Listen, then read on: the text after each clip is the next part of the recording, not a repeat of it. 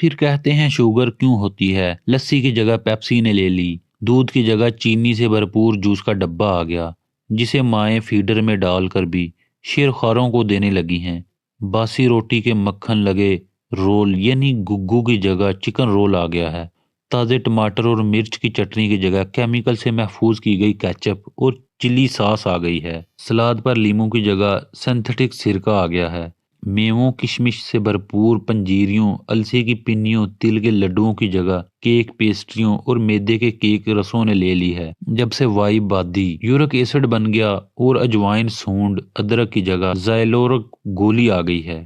چکی کے آٹے کی جگہ میدا نما تھیلی کے آٹے نے لے لی، کیونکہ چکی کے آٹے کی روٹی مزیدار نہیں لگتی اور پراٹھے مزے کے نہیں بنتے۔ اب باجرے کی بنی روٹی کوئی لسی کے ساتھ نہیں کھاتا۔